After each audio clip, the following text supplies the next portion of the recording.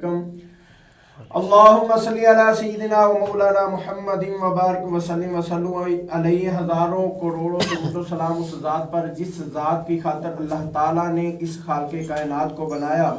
ناظرین و سامعین، C49 نیوز کی خصوصی کاوش سے، خصوصی محنت سے، اللہ تعالیٰ کی دی ہوئی طاقت سے، صحت سے، تندرستی سے ایک بار پھر آپ کی خدمت میں حاضر ہے رمضان ٹرانسمیشن کے ساتھ۔ اور یہ C49 نیوز کی پوری ٹیم کی ایک بہت بڑی محنت ہے، کاوش ہے، جو اس کو کامیاب کرنے میں اپنی صلاحیتیں جو ہے اس میں استعمال کرتی ہیں۔ اور آج ہم پھر اللہ تعالیٰ کا کروڑا احسان مانتے ہیں، اللہ تعالیٰ کا شکر ادا کرتے ہیں کہ جس نے ہمیں اپنی زندگی میں ایک بار اور یہ ماہ مقدس نصیب فرمایا۔ اور اس کے ساتھ ساتھ میں C49 کی پوری ٹیم اور اپنی طرف سے تمام اپنے سننے والوں کو، چاہنے والوں کو، دیکھنے والوں کو اور تمام اہل اسلام کو رمضان المبارک کی خوشیوں کی مبارکباد پیش کرتا ہوں۔ ناظرین و سامعین، ہمارا یہ جو پروگرام ہے رمضان ٹرانسمیشن، یہ ماشاءاللہ بہت ہی پسند کیا جانے والا پروگرام ہے اور یہ الحمدللہ سب سے زیادہ دیکھے جانے والا بھی پروگرام ہے۔ ہم آپ کی خدمت میں حاضر ہوتے ہیں اور اس میں خاص طور پر جو ابتدائی جو شروعات ہے، میں الحاج حاجی محمد اکرم ذکی صاحب ان کو خراج عقیدت پیش کرتا ہوں، اور ان کے ساتھ ساتھ جو اس پروگرام کو مینج کرتے ہیں، جو اس پروگرام کو چلانے میں اپنا پورا وقت جو ہے وہ اس میں صرف کرتے ہیں، جناب حافظ نعمان چودھری صاحب، اور ان کے ساتھ ساتھ جتنی بھی پوری ٹیم جو اس میں کام کرتی ہے، ایک ایک جو ورکر ہے وہ بھی مبارکباد کے مستحق ہے، اور میری دعا ہے کہ اللہ تعالیٰ ان کی یہ جو کاوش محنت قبول فرمائے۔ ناظرین و سامعین، آج جو ہے رمضان المبارک کا آغاز ہو رہا ہے، اور رمضان المبارک میں جیسا کہ آپ کو پتہ ہے کہ ہم جو ہے دین کی بات، مسائل پر گفتگو کرتے ہیں، اور رمضان المبارک کے فضائل اور جو بنیادی مسائل ہے اس پر ہم گفتگو کرتے ہیں۔ اور آج کی جو ہماری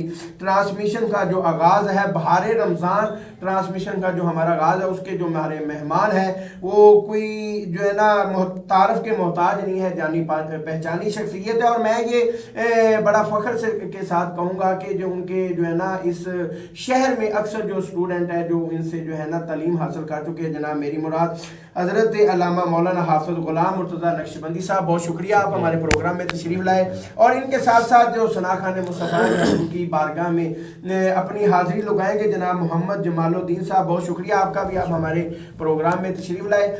اب صاحب، آج کا جو ہمارا رمضان المبارک کا پروگرام ہے، جو بہار رمضان کی ٹرانسمیشن ہے، اس کا آغاز میں اس بات سے کرتا ہوں کہ دیکھیں آج پہلا روزہ ہے الحمدللہ، اور اللہ تعالیٰ کی دی ہوئی توفیق سے ہم نے روزہ بھی رکھا ہے۔ سب سے پہلے جو ہے ہمارے ناظرین کو یہ بتائیں کہ حضور علیہ الصلوۃ والسلام اور صحابہ کرام جو رمضان المبارک کی جو آمد ہوتی تھی اس کی تیاریاں کیسے کرتے تھے، اور کس طرح جو ہے نا اس میں وہ اپنا حصہ ڈالتے تھے؟ نحمده ونصلي ونسلم على رسوله الكريم اما بعد فاعوذ بالله من الشيطان الرجيم بسم الله الرحمن الرحيم يا ايها الذين امنوا كتب عليكم الصيام كما كتب على الذين من قبلكم لعلكم تتقون۔ بہت شکریہ حافظ سعید بھائی آپ کا، آپ نے رمضان المبارک کے اس بابرکت مہینے میں ایک دفعہ پھر موقع فراہم کیا۔ یہ آپ کی وساطت سے ہی ہے، اور C49 کی جو وساطت سے ہماری آواز لوگوں تک پہنچتی ہے۔ آپ بہت اچھا کام کرتے ہیں یہ، کیونکہ اس کی اشد ضرورت ہے، اب چینل کے اوپر بہت زیادہ ضرورت ہے۔ اللہ تعالیٰ آپ کو جزائے خیر عطا فرمائے۔ رسول اللہ صلی اللہ تعالیٰ علیہ وسلم، آپ کے بارے میں ہم کیا کہیں کہ رمضان المبارک کیسے گزارتے تھے، کیونکہ وہ دنیا و جہاں ان کے لیے ہی بنائے گئے۔ تو رمضان المبارک کا جب مہینہ آتا نا، تو سرکار علیہ الصلوۃ والسلام صحابہ سے پوچھا کہ تم کس کا استقبال کر رہے ہو، اور تمہارا کون استقبال کر رہا ہے؟ بار بار 2-3 دفعہ پوچھا تم کس کا استقبال کر رہے ہو، تمہارا کون استقبال کر رہا ہے؟ تو حضرت عمر فاروق رضی اللہ تعالیٰ عنہ، آپ نے پوچھا یا رسول اللہ کوئی وحی آئی ہے یا کوئی جنگ آنے والی ہے، یعنی کوئی جنگ والے ہمارا استقبال کر رہے ہیں یا ہم ان کا دشمن کا استقبال کرنے والے ہیں، کیا مسئلہ ہے؟ کوئی وحی بھی نازل نہیں ہوئی، تو آپ جنگ کا سما بھی نہیں ہے، تو کون ہمارا استقبال کر رہا ہے اور ہم کس کا استقبال کرنے والے ہیں؟ تو رسول اللہ صلی اللہ تعالیٰ علیہ وسلم نے ارشاد فرمایا کہ وہ مہینہ آنے والا ہے جس کا نام رمضان ہے. اور کما قال نبی صلی اللہ علیہ وسلم، حدیث پاک کے الفاظ اور ہوتے ہیں، مفہوماً عرض کر رہا ہوں میں. فرمایا کہ رمضان المبارک آنے والا ہے اور وہ ایسا مہینہ ہے جس کی پہلی رات میں ہی اللہ تعالیٰ سارے گناہ گاروں کی بخشش فرماتا ہے. سرکار علیہ الصلوۃ والسلام پہلے سے ہی اس کا استقبال کی تیاریاں فرماتے تھے، صحابہ کو بھی ترغیب دیتے. اور رسول اللہ صلی اللہ تعالیٰ علیہ وسلم کے بارے میں تو آتا ہے کہ آپ پچھلے مہینے یعنی شعبان سے ہی روزے رکھنا شروع کر دیتے. پہلے تو آپ ایام بیض کے روزے رکھتے تھے، 13، 14 اور 15 درمیانی جو 3 راتیں ہیں، 3 دن ہیں، ان کا روزہ رکھا کرتے تھے، اور آخری 3 دن شروع والے. لیکن شعبان المعظم جب آتا تو رسول اللہ صلی اللہ تعالیٰ علیہ وسلم اس کے لگاتار روزے بھی رکھتے تھے، اکثر روزے رکھا کرتے تھے. اور کیونکہ روزہ رکھنا اس کی ٹریننگ ہے، آگے آنے والا رمضان ہے، صحابہ کو بھی ترغیب دیا کرتے تھے. اور حضرت اماں عائشہ صدیقہ رضی اللہ تعالیٰ عنہا فرماتی ہیں کہ رسول اللہ صلی اللہ تعالیٰ علیہ وسلم کو میں نے سب سے زیادہ روزے اسی مہینے میں رکھتے ہوئے دیکھا، یعنی رمضان کے علاوہ، وہ تو فرض روزے رمضان کے، ہاں جی، شعبان میں نے روزے رکھتے ہوئے رسول اللہ صلی اللہ تعالیٰ علیہ وسلم کو دیکھا. اور صحابہ صدقات کی کثرت کرتے تھے اور عبادات کی کثرت، بلکہ جیسے میں لفظ کہوں نا، بھی کمر کس لیتے تھے رسول اللہ صلی اللہ تعالیٰ علیہ وسلم بھی اور صحابہ کرام بھی. وہ عبادات کے لیے کمر کس لیتے تھے کیونکہ یہ مہینہ ہے ہی بڑی برکت والا، بہت زیادہ. افسر بالکل ایسے ہی ہے کہ یہ کمر کسنے والی بات ہے. دیکھیں نا، اگر کوئی بھی بات ہے، اگر ہم دنیا کی مثال لے لیں کہ اگر ہمیں کوئی کہیں سے ایک جو ہے نا فری کا یا بالکل کم پیسوں میں زیادہ چیز مل رہی ہو تو ہم لائنوں میں لگے ہوتے ہیں. آپ یعنی کہ دنیا کی مثال لے لیں، آٹے کی لائنیں دیکھ لیں، جہاں پہ جو ہے نا آٹا یوٹیلیٹی اسٹورز پہ آپ چلے جائیں تو وہاں پہ لائنیں لگی ہوئی ہیں. صرف کیا فرق ہے، وہاں پہ 15-20 روپے کا جو ہے نا وہ فرق پڑتا ہے، قیمت کم ہوتی ہے. تو اب دیکھیں نا، ایک بات 15-20 دنیا کے پیسوں کی خاطر ہم جو ہے نا اتنے لائن میں اتنا ٹائم ویسٹ کرتے ہیں، تو جس میں ہزاروں کروڑوں نیکیاں ملتی ہوں تو اس کا اچھا. آپ صاحب یہ دیکھیں نا، آپ نے یہ تو بتایا کہ حضور علیہ الصلوۃ والسلام جو ہے وہ رمضان المبارک کی تیاریاں کیسے کرتے تھے. رمضان کی فضیلت کیا ہے؟ رمضان المبارک، یہ پچھلی جو امتیں گزری ہیں قرآن مجید کی، جو میں نے آیت کریمہ پڑھی، ان کو بھی روزے فرض کیے گئے تھے، اور اس کا مقصد بتایا گیا لعلکم تتقون، تاکہ تم پرہیزگاری اختیار کرو. رمضان المبارک اگر ہم اس کا معنی و مفہوم دیکھیں تو اس کا معنی ہوتا ہے سخت گرم، ایک معنی یہ ہے. دوسرا معنی یہ ہے کہ جلا دینے والا، ساڑ دینے والا. تو کیونکہ یہ گناہوں کو جلا دیتا ہے انسان کے، اس لیے بھی اس کو رمضان کہتے ہیں. اور رمضان المبارک حضرت ابو ہریرہ رضی اللہ تعالیٰ عنہ فرماتے ہیں کہ رسول اللہ صلی اللہ تعالیٰ علیہ وسلم نے ارشاد فرمایا، کیا لوگوں تمہارے اوپر ایک ایسا مہینہ آنے والا ہے جو بڑی خیر و برکت والا مہینہ ہے، بڑی برکتوں والا مہینہ ہے، اور اللہ تعالیٰ اس میں جنت کے دروازے کھول دیتے ہیں اور جہنم کے دروازے بند کر دیتے ہیں. ایک حدیث پاک یہ بھی ہے کہ اس میں اللہ کی رحمت کے 300 دروازے مزید کھول دیے جاتے ہیں، جہنم کے دروازے بند ہوتے ہیں. اور پھر سرکار علیہ الصلوۃ والسلام نے ارشاد فرمایا کہ شیطانوں کو بند کر دیا جاتا ہے. یعنی یہ جو ہمارا بہانہ ہوتا ہے نا، بھی شیطان نہیں کرن دیتا، وہ اللہ کی توفیق ہوگی تو کر لیں گے، شیطان ہی نہیں کرنے دیتا. تو یہ مہینہ ایسا ہے، اس میں شیطان بھی بند ہو جاتا ہے اور بندے کے پاس کوئی اور ہیلا بہانہ نہیں رہتا. تو اس کی فضیلت ایک ہی حدیث پاک میں نچوڑ کے طور پہ پیش کروں.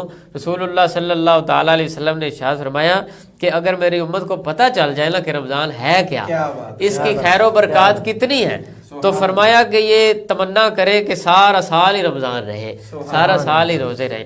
یہ فضیلت ہے، رسول اللہ صلی اللہ تعالیٰ علیہ وسلم نے چند الفاظ کے اندر ہمیں بتا دی. اور پھر فرمایا من قام رمضان ایمانا و احتسابا، کہ جس نے رمضان کی راتوں میں قیام کیا ایمان اور احتساب کے ساتھ، یعنی خشوع و خضوع کے ساتھ، مکمل دل جوئی کے ساتھ وہ رمضان کے دنوں میں راتوں میں اس نے قیام کیا، تو فرمایا خرج من ذنوبہ کیوم ولدتہ امہ، کہ اللہ تعالیٰ اسے گناہوں سے ایسے ہی پاک کر دیتا ہے جیسے وہ آج ہی ماں کے پیٹ سے پیدا ہوا ہے. بالکل پاک صاف اللہ تبارک و تعالیٰ گناہوں سے اس کو پاک کر دیتا ہے. اچھا صاحب یہ بات ہے، آپ ماشاءاللہ جو ہے نا فضیلت بھی اتنی زیادہ ہے کہ اگر ہم شروع کر دیں، بیان کرنی شروع کر دیں تو ہماری زندگی کی سانسیں ختم ہو سکتی ہیں.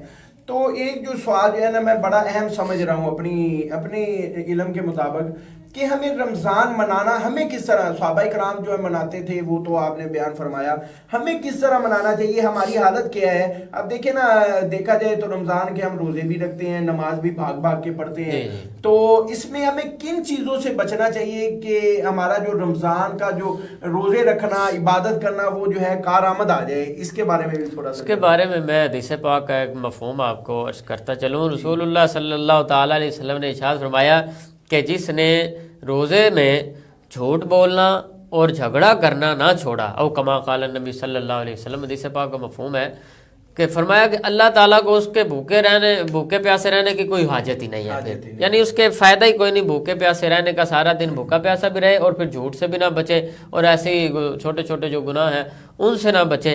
تو ہمیں بھی چاہیے کہ جب رمضان المبارک آ جائے تو پھر ہم اس کا پہلے نمبر پہ تو احترام کریں. احترام ضروری ہے، کیونکہ پہلی بات تو یہ ہے کہ اس کے اوپر خوش ہوں. رسول اللہ صلی اللہ تعالیٰ علیہ وسلم نے ارشاد فرمایا کہ جو بندہ من فرح بدخول رمضان حرم جلدہ علی النیران، فرمایا کہ جو بندہ رمضان کے آنے پہ خوش ہو جاتا ہے اللہ تعالیٰ اس کے اوپر جہنم کی آگ حرام کر دیتا ہے. پہلی تو یہ بات. دوسری بات کہ ہم اس کا احترام کریں رمضان المبارک کا. آپ نے دیکھا ہوگا، آپ بھی گزر کے آئے ہیں کہ ہوٹل کھلے ہوئے ہیں. پہلے ایسے ہوتا تھا کہ وہ کوئی پردے داری کا اہتمام کر لیتے تھے، لیکن اب ایسا نہیں ہے. غیر مسلم اس کا کرتے ہیں لحاظ، لیکن ہمارے مسلمان جو ہیں وہ بڑے دکھ سے کہنا پڑتا ہے کہ ہوٹل سگریٹ عام ہے، رستے میں جاتے ہوئے سگریٹ پی، بس میں بیٹھے ہوئے سگریٹ پی رہے. رمضان المبارک کا احترام ضروری ہے، کیونکہ یہ مہینہ ایسا مہینہ ہے. رسول اللہ صلی اللہ تعالیٰ علیہ وسلم نے ارشاد فرمایا کوئی ایک عمل کرتا ہے تو اس کو 10 سے 700 گنا تک ثواب عطا فرما دیا جاتا ہے، یعنی 10 گنا سے لے کے 700 گنا تک. اور پھر فرمایا روزے کے علاوہ یہ ثواب ہے، روزے کا یہ ثواب نہیں، روزے کا ثواب فرمایا صوم لی وانا اجزی بھی، روزہ میرے لیے اللہ فرماتا ہے تو میں ہی اس کی جزا دوں گا. تو جس کی جزا خالصتاً اللہ تبارک و تعالیٰ جل شانہ دے، کیونکہ اس کا اجر بتایا نہیں گیا کتنا اجر ہے، تو اس کے ثواب کے بارے میں، اجر کے بارے میں ہم کیسے اندازہ لگا سکتے ہیں. اور ہم روزے کا تو معنی ہی یہ ہے کہ روکے رکھنا، اپنے آپ کو روکے رکھنا. 2-3 چیزیں ہیں اس میں، کھانے سے، پینے سے اور جمع کرنے سے. اپنے آپ کو بندہ روکے رکھے، یہ امساک ہے، یعنی روزے کا یہی معنی مفہوم ہے. جب بندہ اپنے آپ کو روکے رکھتا ہے ان ساری چیزوں سے، اور اس میں یہ بھی چیزیں آتی ہیں نا کہ ٹائم پاس کرنے کے لیے کیا ہے، وہ ڈرامہ لگا لیا کو ٹائم پاس کرنے کے لیے. آج کل تو سوشل میڈیا ہے، فیس بک ہے، ٹک ٹاک ہے، سارا کچھ ہے. وہ ٹائم پاس کرنے کے لیے ہم روزے کا اس کی طرف ہم دھیان لگاتے ہیں، بجائے اس کے کہ قرآن مجید رسول اللہ صلی اللہ تعالیٰ علیہ وسلم آپ رمضان المبارک میں روزہ گزارنے کے لیے تو قرآن پاک کی تلاوت ہے، ذکر اللہ کا ذکر ہے جی، تو ہم نے تو روزہ گزارنے کا ذریعہ موبائل کو بنایا جی جی، لیکن یہ بعین ہی اس کا حق ادا نہیں ہوتا. روزہ تو ہو جاتا ہے لیکن روزے کا حق جو ہے وہ ادا نہیں ہو سکتا. جی ناظرین، ابھی ہماری گفتگو جاری رہے گی. ابھی وقت ہو ایک چھوٹے سے بریک کا، بریک کے بعد دوبارہ پھر آپ کی خدمت میں حاضر ہوتے ہیں. لاہور، جہاں خوشیاں رہتی ہیں، جہاں ہم ضامن ہیں محفوظ اور آرام دہ رہائش کے. فیروز پور روڈ پر واقع گجومتا میٹرو بس اسٹیشن اور رنگ روڈ سے 1 منٹ کی مسافت پر آئیڈیل ترین لوکیشن. LDA سے منظور شدہ ہاؤسنگ اسکیم، 2.5 سال کی آسان اقساط پر 3، 5، 10 مرلہ کے رہائشی، 5 اور 8 مرلہ کے کمرشل پلاٹس. جدید طرز زندگی اور منافع بخش سرمایہ کاری کی ضمانت ہے. اس کے علاوہ 150 فٹ چوڑی main boulevard, pitch and putt golf course, محفوظ security system, community centres, schools اور ڈگری کالج، شٹل سروس، جدید ہسپتال، مساجد اور ایمبولینس سروس جیسی شاندار سہولیات. بکنگ کا باقاعدہ آغاز ہو چکا ہے. مزید معلومات کے لیے 042-111 ضامن. ضامن سٹی لاہور. جی ناظرین، بریک کے بعد دوبارہ پھر آپ کی خدمت میں حاضر ہیں. جیسے کہ آپ گفتگو سماعت کر رہے ہیں رمضان شریف کی فضیلت اور دیگر ہم ایشوز پر جو ہے نا علامہ صاحب سے گفتگو ہماری جو ہے وہ جاری ہے. تو چیزیں یہ ہے کہ رمضان شریف کا جو مہینہ ہے بالکل بڑی برکتوں والا، عظمتوں والا، گناہوں سے بخشش والا اور یہ ایسے ہے کہ یہ نیکیاں لوٹنے والا مہینہ ہے، اس میں جتنی نیکیاں کٹھی کر لی جائیں اتنی ہی کم ہے. اور یہ ایک ایسی دیکھیں اللہ تعالیٰ نے جو ہے حضور علیہ السلام کی امت کو بخشنے کے وسیلے بنائے ہوئے ہیں.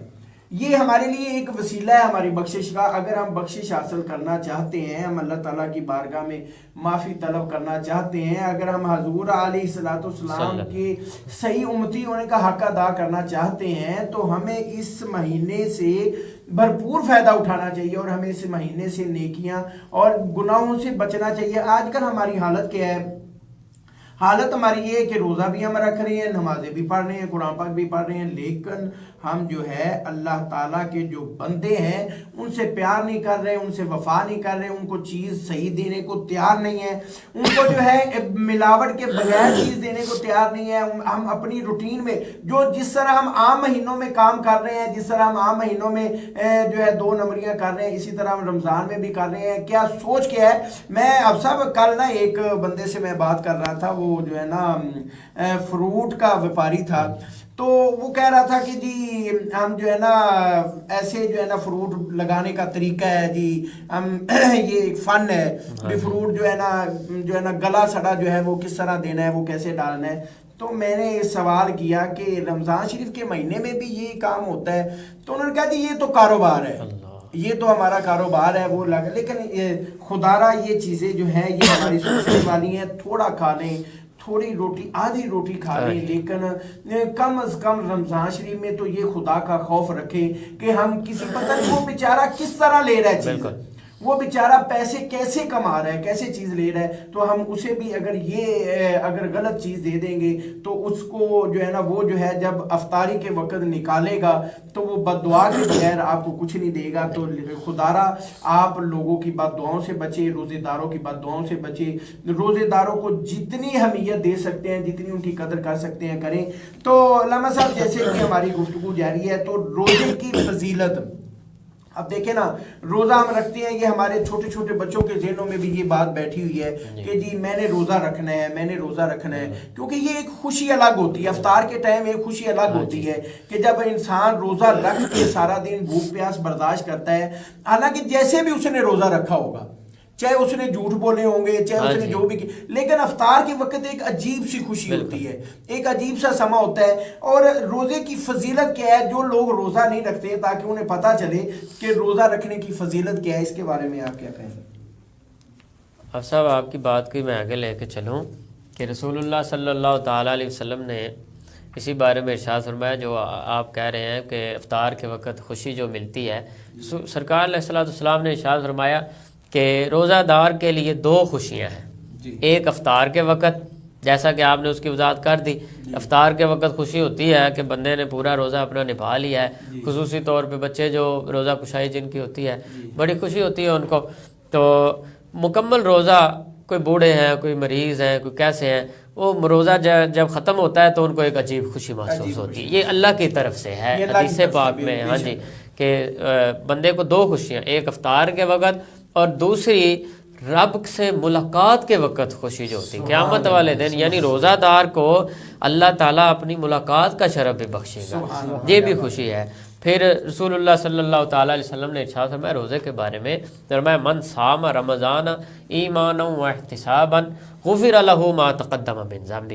فرمایا کہ جس نے ایمان اور احتساب کے ساتھ روزے رکھے، یعنی ایمان تو ہے ہی، احتساب کے ساتھ یعنی خشوع و خضوع کے ساتھ حلال و حرام سے بچتا رہا، جائز اور ناجائز سے بچتا رہا. فرمایا کہ جس نے ایمان اور احتساب کے ساتھ رمضان کے روزے رکھے، غفر لہ ما تقدم من ذنبہ، اللہ اس کے پچھلے سارے گناہ معاف فرما دے گا. یہ روزے کا انعام ہے، روزے کی فضیلت ہے. اور پھر سرکار علیہ السلام نے ارشاد فرمایا کہ اس مہینے میں عمل کا جو ثواب ہے وہ دگنا کر دیا جاتا ہے، یعنی نفل کا فرض کے برابر اور فرض کا 70 فرضوں کے برابر. اور روزہ بھی فرض ہے، ایک روزہ رکھتے ہیں تو آلریڈی وہ 70 کے برابر جو ہے وہ پہنچ جاتا ہے. اور پیچھے جو میں نے حدیث پاک بیان کی، فرمایا کہ 700 گنا تک بھی اللہ ثواب بڑھا دیتا ہے. تو پھر فرض کا 70 کے برابر. اور پھر ہم بھول جاتے ہیں کہ اگر اس میں نیکیوں کا ثواب زیادہ ہے تو پھر گناہوں کا اتنا عتاب بھی زیادہ ہے. اسی لیے گناہوں سے بھی بچنا چاہیے. وہ روزے کا مقصد یہ ہے, فرمایا لعلکم تتقون, تاکہ تم پرہیزگاری اختیار کر جاؤ, تقوی اختیار کر جاؤ. تو حضرت عمر فاروق رضی اللہ تعالیٰ سے پوچھا گیا نا کہ یہ تقوی کیا ہے, تو آپ نے فرمایا کوئی بندہ ہو, اس نے باریک کپڑا پہنا ہو مال مال کا, جس کو ہم کہہ لیتے ہیں باریک کپڑا پہنا ہو مال مال کا, تو وہ جھاڑی دار رستے سے گزرے تو وہ کیسے گزرے گا؟ تو صحابہ نے عرض کیا کہ امیر المومنین وہ اپنے کپڑوں کو سمیٹے گا, کیونکہ مال مال ایسا ہے ابھی ایک کانٹا بھی لگا اور وہ پھٹ گیا. ہاں جی, تو سموٹ کے گزرے گا. فرمایا یہی تقوی ہے. تو لعلکم تتقون سے کیا مراد ہے کہ ہر چیز سے بچ کے اللہ تعالیٰ کی اور اس کے رسول صلی اللہ علیہ وسلم کی جو منع کردہ اشیاء ہیں, چیزیں ہیں, ان سے بچ کے چلنا, یہی جو ہے وہ تقوی ہے اور یہی روزے کا مقصد ہے. اور پھر جب بندہ روزہ رکھ لیتا ہے تو روزہ مکمل ہو جاتا ہے. تو رسول اللہ صلی اللہ تعالیٰ علیہ وسلم نے ارشاد فرمایا کہ جنت میں ایک ایسا دروازہ ہے, اس کا نام ہے ریان. ریان فرمایا وہ اللہ نے بنائے اس لیے ہے کہ اس میں صرف روزہ دار ہی داخل ہو, کوئی اور بندہ نہیں داخل ہو سکتا, اس میں صرف روزہ دار ہی داخل ہوں گے. اور پھر فرمایا حضرت ابو ہریرہ رضی اللہ تعالیٰ عنہ آپ فرماتے ہیں رسول اللہ صلی اللہ تعالیٰ علیہ وسلم نے ارشاد فرمایا والذی نفسی بیدی, فرمایا کہ قسم ہے اس ذات کی جس کے قبضہ قدرت میں میری جان ہے.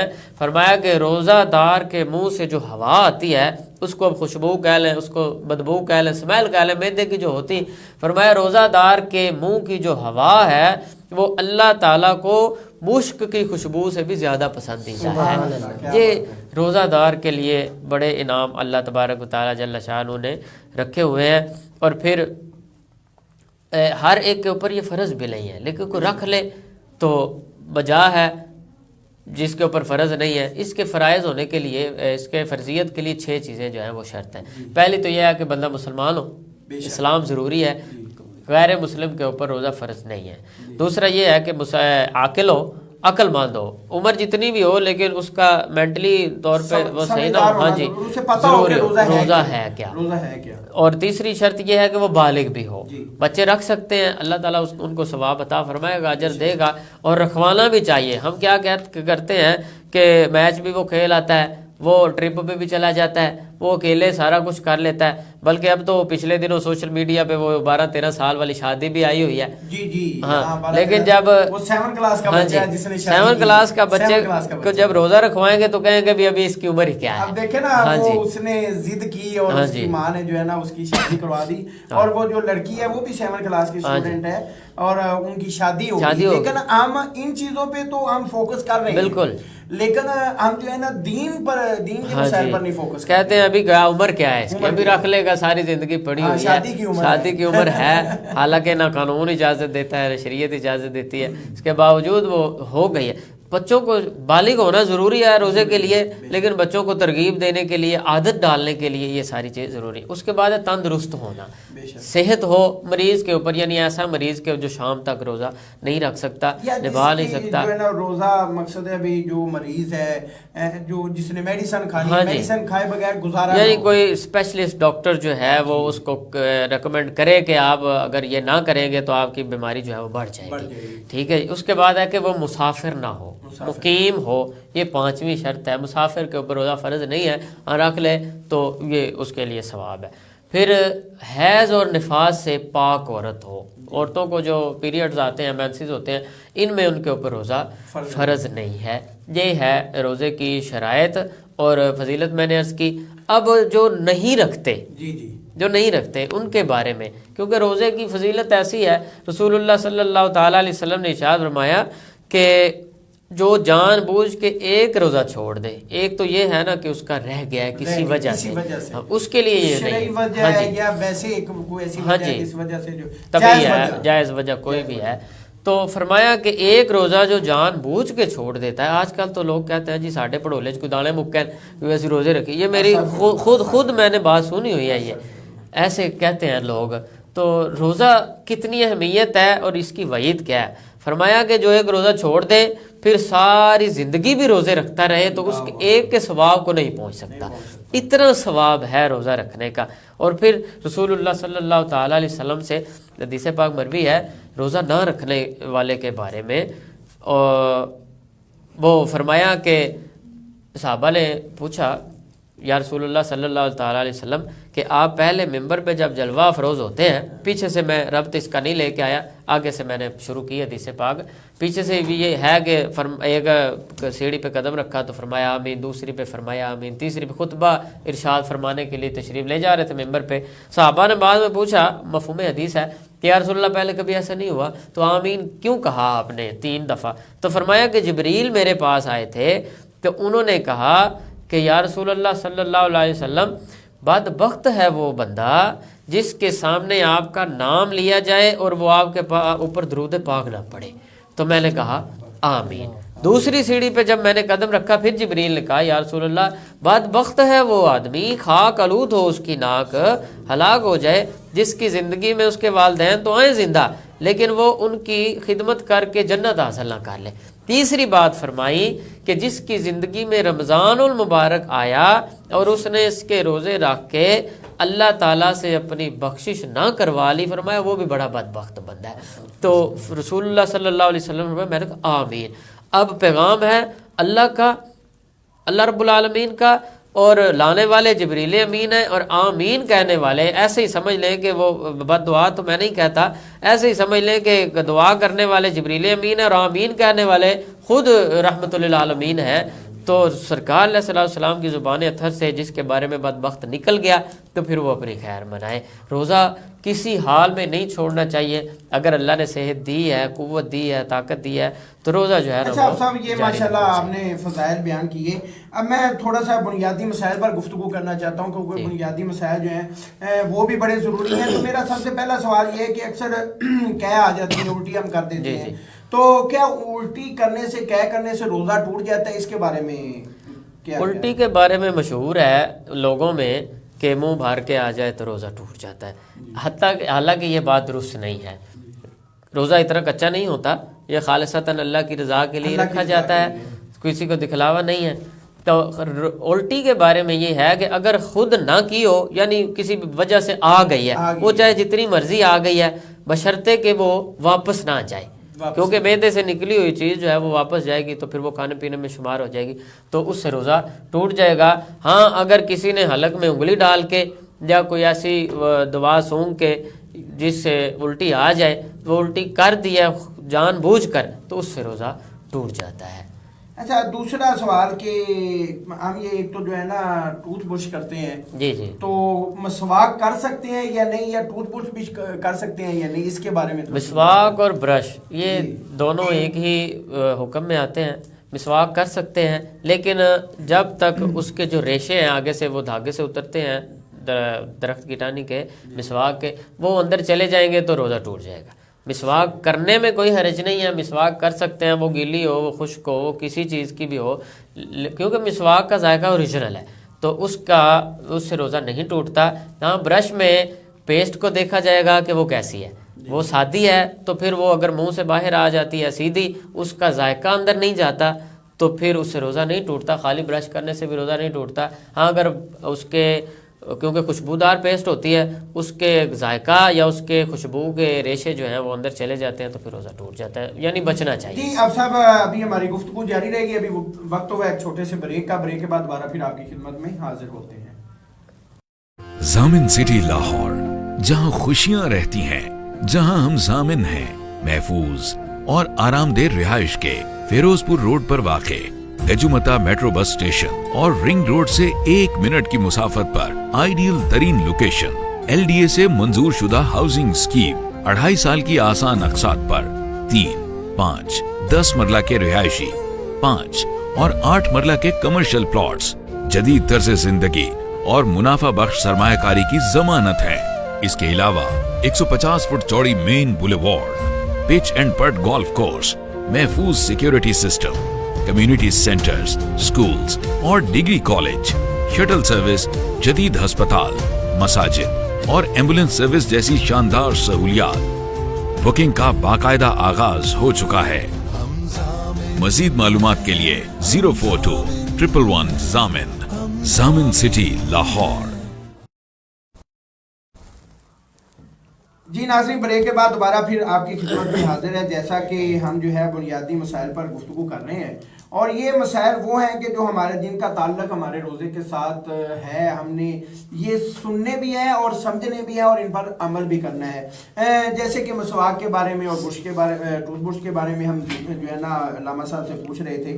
اچھا علامہ صاحب، ایک مین چیز جو ہے، جو مین سوال جو ہے، اکثر یہ ہوتا ہے کہ جب ہم سحری کر رہے ہوتے ہیں تو لیٹ ہو جائیں یا بلا وجہ ہم لیٹ ہو جائیں تو اذان آ رہی ہے تو ہم اذان کے دوران کھانا کھاتے رہتے ہیں، جی نہیں ابھی اذان آ رہی ہے، جی ابھی ٹائم ہے، تو اس کے بارے میں بالکل وضاحت کریں، کیونکہ اکثر یہ گھروں میں ایسا ہوتا ہے، اکثر لوگ ایسے کرتے ہیں، تو اس کے بارے میں بتائیں کہ اس کی ٹائم کیا ہے اور روزے کا ٹائم کب ختم ہوتا ہے؟ کیا اذان کے دوران کھانا جائز ہے؟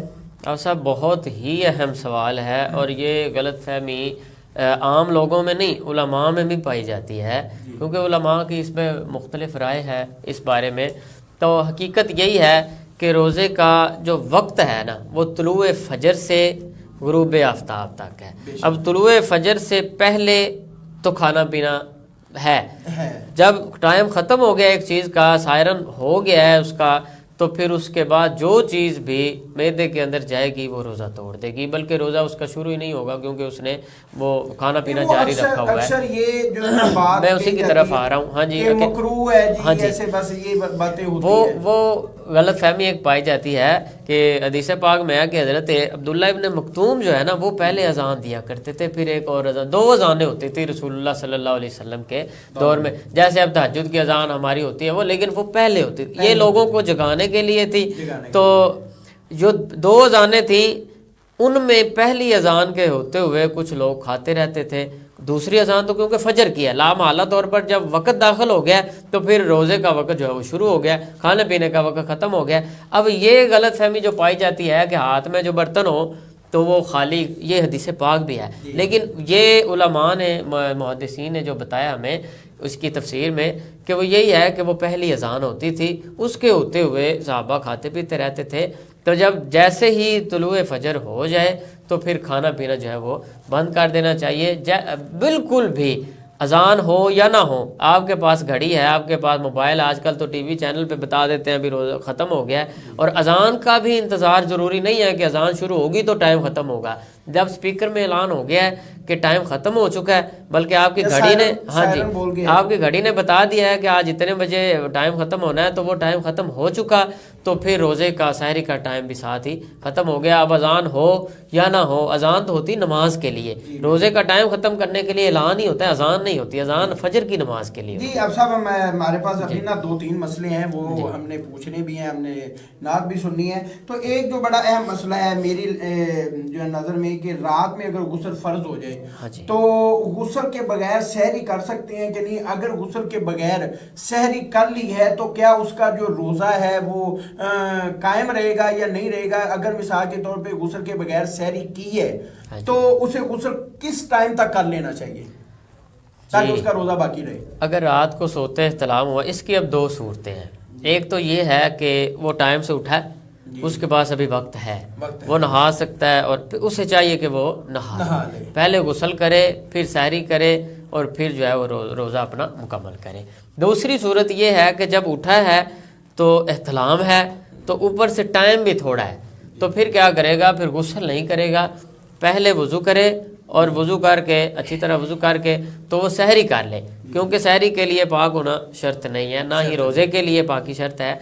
یہ ایک طبی حالتیں ہیں جو بندے کے اوپر طاری ہوتی رہتی ہیں اللہ کی طرف سے، تو سحری کر سکتے ہیں۔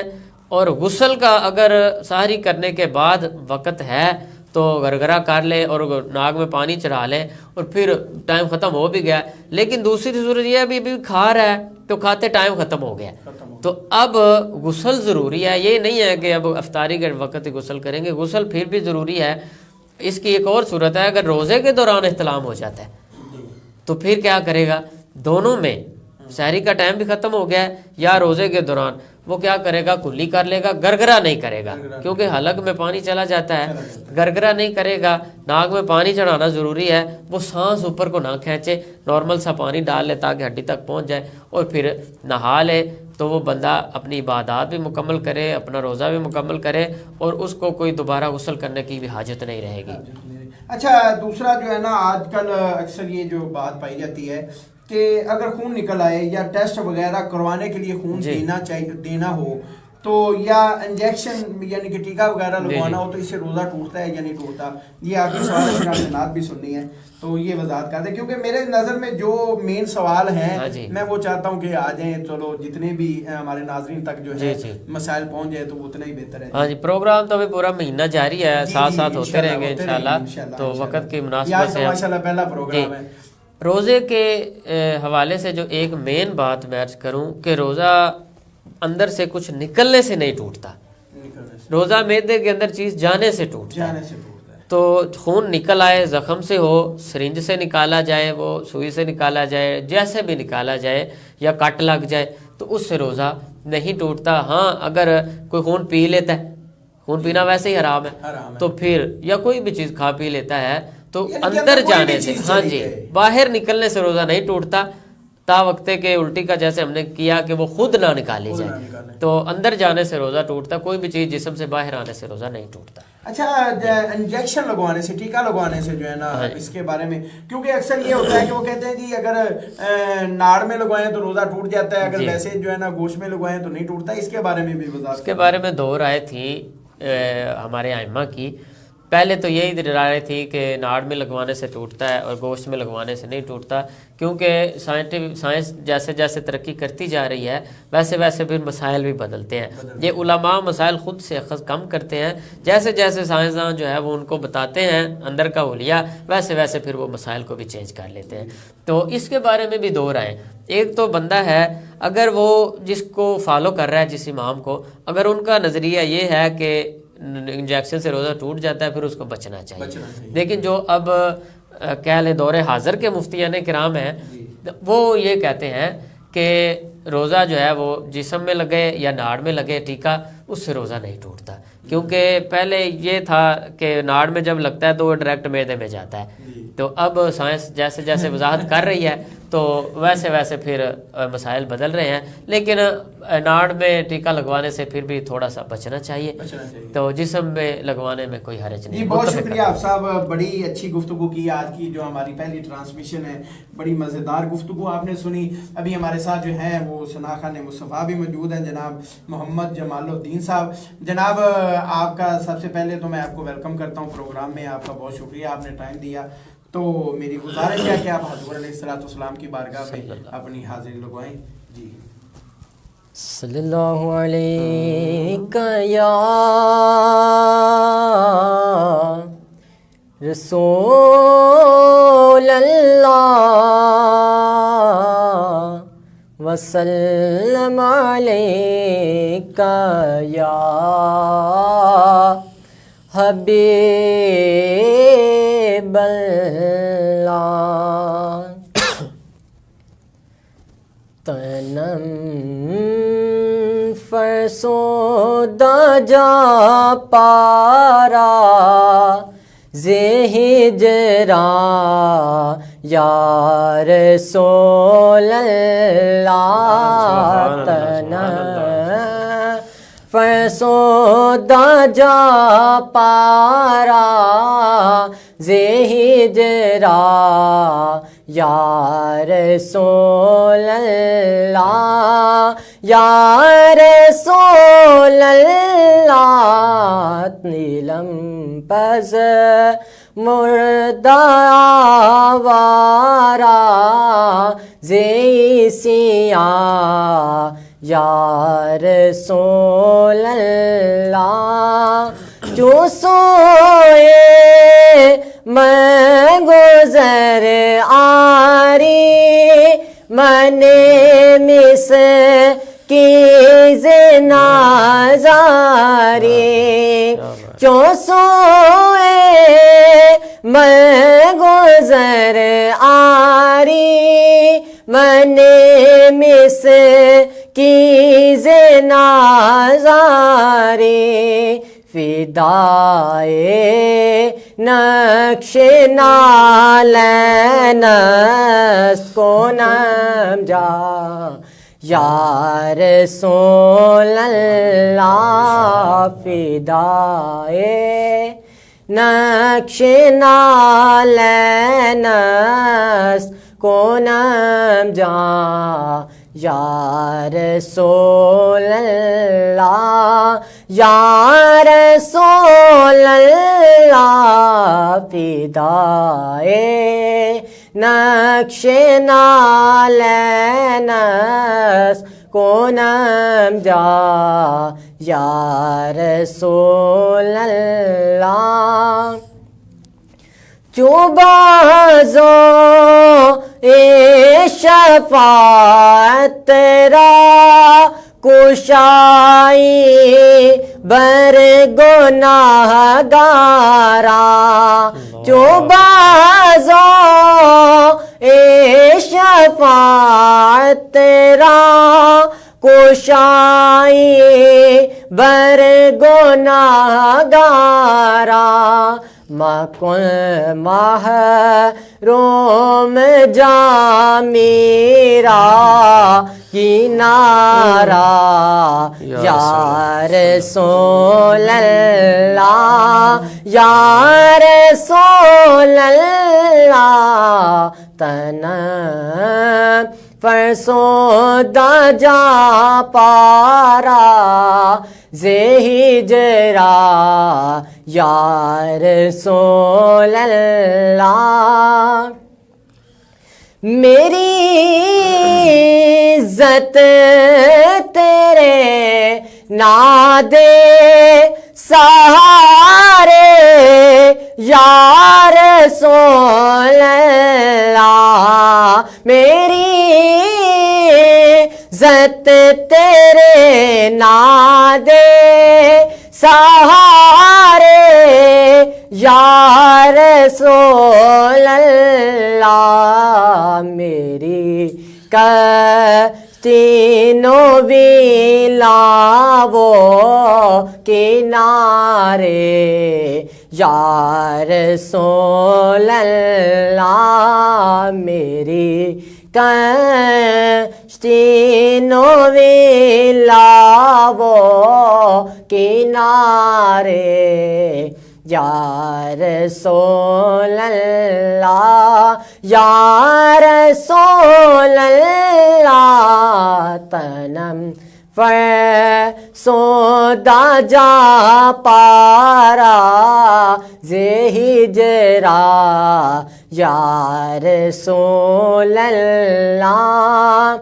کدے دی دار دیکھے وی اے نانو شاد کر دے وہ کدے دی دار دیکھے وی اے نانو شاد کر دے وہ میرے آقا کدے دی تار دے کے بھی اے نانو شاد کر دے اے روندے نین نے ہنجواں دے مارے یا رسول اللہ یا رسول اللہ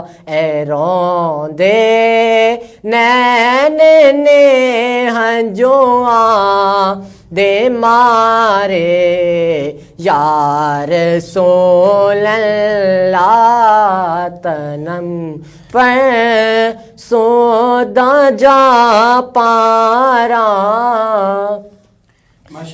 ہجرا یا رسول ماشاءاللہ اللہ حضور کی بارگاہ میں ہدیہ ناز پیش کرتے تھے جناب جمال الدین صاحب. میری دعا ہے اللہ تعالیٰ ان کے علم و عمل میں ذوق میں شوق میں برکتیں عطا فرمائے. علامہ صاحب کی بھی عمر میں علم میں برکتیں عطا فرمائے اور اسی طرح یہ دین کی بات کرتے رہے. ناظرین کرام ہمارے پروگرام کا جو وقت ہے وہ اپنے اختتام کو پہنچ رہا ہے. میری دعا ہے کہ اللہ تعالیٰ جتنے بھی ہمارے آبا و اجداد اس رمضان سے پہلے جتنے بھی مسلمان دنیا فانی سے جا چکے ہیں اللہ تعالیٰ ان کی بخشش فرمائے اور جو بیمار ہے اللہ تعالیٰ ان کو صحت و تندرستی عطا فرمائے اور جو रोजेदार हैं अल्लाह ताला उनके रोजे कबूल फरमाए, और जो रोजे नहीं रख रहे हैं अल्लाह ताला उनको रोजे रखने की तौफीक अता फरमाए। और मेरी दुआ है कि अल्लाह ताला हमारे मुल्क पाकिस्तान की खैर फरमाए। जो हमारे मुल्क पाकिस्तान के हालात बने हुए हैं, जो गरीब जो है, जो जिसकी पहुंच से खाना दूर हो चुका है, या अल्लाह जो लोग इस तरह हमारी माओ बहनों को लाइनों में खड़ा करके जो है ना वो आटे के लिए रोटी के लिए जलील कर रहे हैं, या अल्लाह उनको हिदायत नसीब फरमा, या अल्लाह उनसे हमारी जान को जो छुड़वा दे, या अल्लाह जो हम नेक हुक्मरान है, जो लोग जो हुक्मरान अवाम के फायदे के लिए हो, जो अपनी अवाम का फायदा करें, या अल्लाह वो हमारे मुल्क पाकिस्तान पर मुसल्लत फरमा। या अल्लाह अपने प्यारे हबीब सल्लल्लाहु अलैहि वसल्लम के सदके तमाम मुसलमानों की खैर फरमा, फलस्तीन के मुसलमानों की खैर फरमा। या अल्लाह जो वहां पे शहीद हो रहे हैं, या अल्लाह जो इसराइल जो अपनी जारहाना दिखा रहा है, जो अपनी ताकत दिखा रहा है, या अल्लाह उसको नेस्तो नबूद फरमा। मेरी दुआ है कि अल्लाह ताला तमाम रोजे रखने वालों के रोजे कबूल फरमाए, इबादत वालों की इबादत कबूल फरमाए, जिक्र करने वालों का जिक्र कबूल फरमाए। कल तक के लिए अपने मेजबान हाफिज मोहम्मद ज़हीर अहमद को इजाजत दीजिए। अल्लाह हाफिज।